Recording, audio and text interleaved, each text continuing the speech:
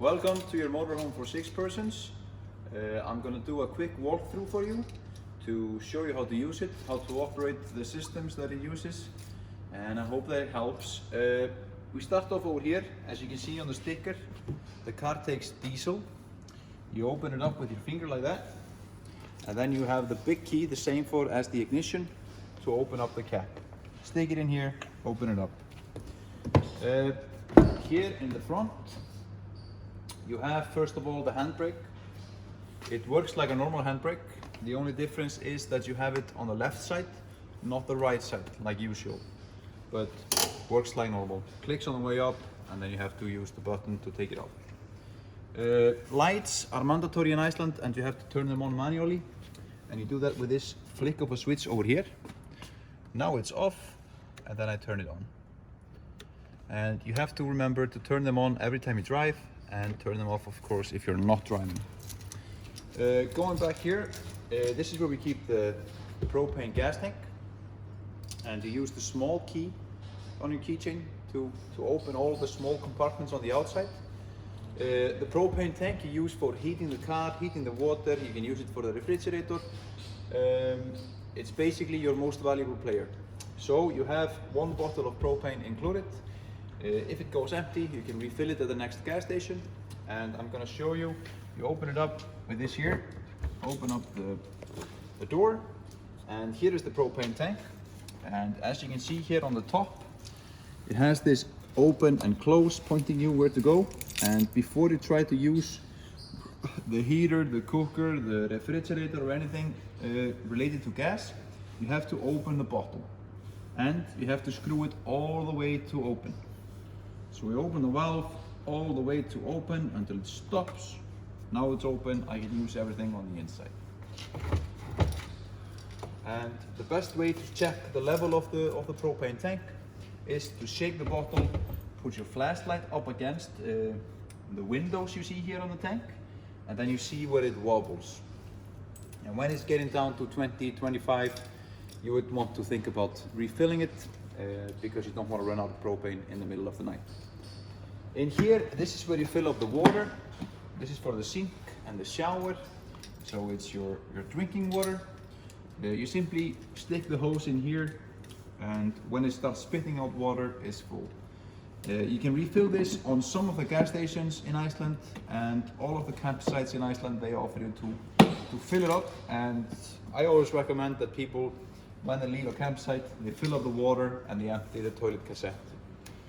This guy over here, this is for the heater. The heater runs on the propane gas, so this blows out the bad fumes, and the warm air goes inside. So if you turn on the heater and you don't think it's working, it's taking too long, whatever, you can come out here, you can listen, and you'll hear a sound like brrr. That means it's working, everything is fine, just give it some time.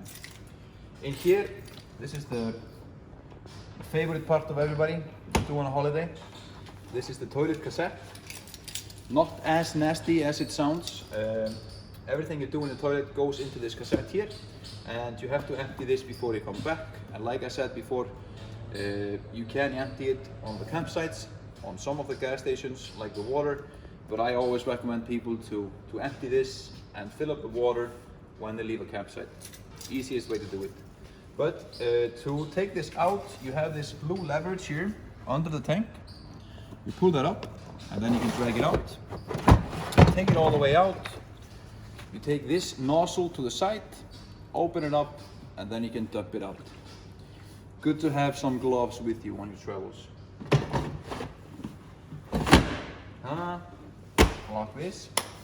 Back here is your luggage storage, and you can also access one of the bunk beds. You use the small key again to open it up. And in here, as you can see, this is the lower bunk bed. The upper bunk bed is over here. And down here you can keep your luggage, and you also find the cable to charge the vehicle on the campsite in here. That's this guy over here. This end goes into the car, and then you have this guy connecting to the campsite. If they have this outlet, you use this one. Otherwise you have an adapter, so you can click this on here and then you have a normal EU plug. Also in here you have these jump start cables, just in case, you never know. And this is also where you would find your spare wheel. Some of the cars have a spare wheel in here and tools as well. The other ones have a pump and go system, which is, this one has that. And I'll show you. It's located here in the door. And it basically is an inflator for the tire.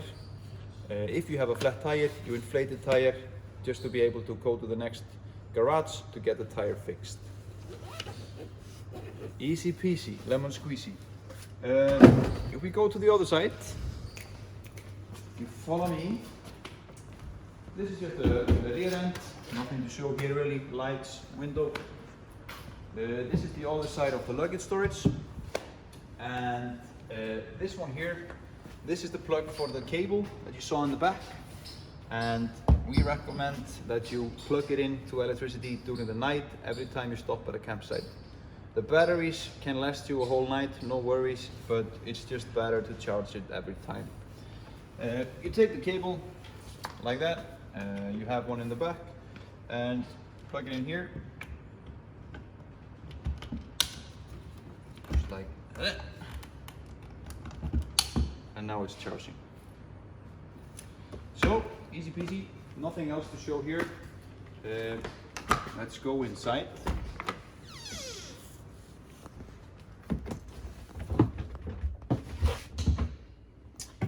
So, first thing I want to show you here is the control panel, which is located here above the door. Turn it on with this button here. Then you have 1, 2, 3, 4 switches for the lights. This one here is for the lights. There is one light by the door, and then these 3 are for the interior. You see this light here? This means that the car is plugged in and is charging. You saw that I plugged it in earlier. I is for information. That shows you the status on battery number 1, battery number 2, and then the level of your drinking water. This light here doesn't come on, but this is for the gray water, and the gray water is the wastewater from the sink and the shower, and you have to empty that on specific places on the campsite. Also on this guy you have these 2 buttons here. The solar panels doesn't work on your vehicle, and the auxiliary also isn't included in your vehicle. But this one here, this is for the water pump. So if you want to use the sink or the shower, you have to turn this on to pump the water into the pipes. Behind you over there, above the driver and the passenger seat, this is where you have the double bed and the stairs to go up to it. And on the kitchen table here, you see this is our kitchenette set. So this is all the kitchen utensils in the vehicle. Something to rub off the dishes and whatnot. And we ask you to, if you have time, to put the dirty ones when you return the car back into this box so we can take it out and put a new one in. This here can also be folded into a bed. If you see here, you pull this table up, and you have to pull it upwards to be able to take it off. But you take this guy here, click it down, and you can take this off, and then you slide it on the leverages you see over here on both sides. So you slide this on here, and then you have your third bed. And again, putting it back on, you have to push it upwards to get it to actually lock in. Then you can take it back down. The heating for the car, that's over here. And basically you have the back button, and you have this button here that is like an OK button. So if I press the OK button, you see this car symbol blinking. That means I'm there. I want to go in there. This is for the heating of the car.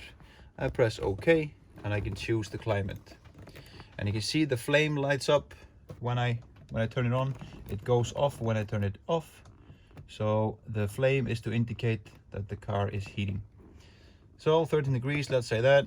And this one here, this is for heating the water. Off, echo, hot, or boost. And again, the indicator comes on here to show you that it's heating. And then here on the end, this is the fan speed for the heater.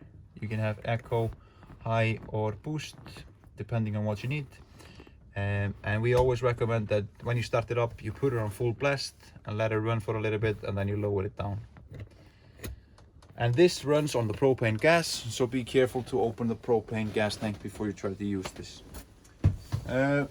Over here is the kitchen. This is the stove here. This uses the propane tank as well. And the way to operate it is just like a normal barbecue. You press the buttons down until you hear the rustle, and then you can use the flash to ignite it, or you can use the lighter included in the kitchenette. Sink is over here. Standard thing, just remember to turn on the water pump. And this plug over here, this only works when the cable on the outside is plugged into electricity. This does not run on the battery, so be careful that you're plugged in before you try using this to charge your phone or anything else. In here is the toilet, and it works like a normal toilet. The only difference is that you have this handle here on the bottom, and this one is to open and close the toilet cassette that I showed you earlier.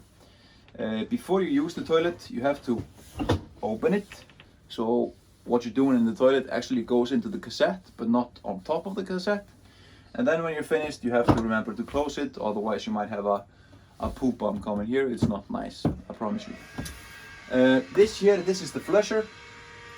This also requires you to have the water pump turned on the control panel. And here behind me is the shower over here. And you need to heat up the water with the heating control that I showed you before. And it takes about 15-20 minutes to get a good shower. So, and back here is the refrigerator. And the refrigerator can be, what do you say, cooled with 3 sources: propane, the plug-in, the cable that I showed you earlier, or the battery. The battery works while you're driving, the plug obviously works when it's plugged in, and the propane always works when you have propane on the car and the tank is open. So to operate this, you hold down this black button over here to turn it on. I hold it in, it turns on, lights up this screen over here. This guy over here means propane is on level 5. And if I want to change the source, I hold this gray button down until it starts blinking here on the source. And then I can move it to battery, or I can move it to plug-in. The propane is the best source. It spends a very small amount of propane and it keeps it the coldest. So our recommendation would be to use that, but you're of course welcome to juggle it if you want. Yeah, if you were happy to use the propane, I press the gray button once while it's blinking. Then it takes me to the level over here, the bars, and I can lower that with the arrows from 1 to 5. 1 being the hottest, if you can say so, and 5 being the coldest. And then if everything is working fine, this screen here will turn off and you will see a light on the power button that indicates that the refrigerator is turned on. My cameraman is sitting in the bunk beds. They're here in the back of the car. 2 bunk beds, upper bunk and lower bunk. And yeah, hope this helps and hope you have a good time. Thank you.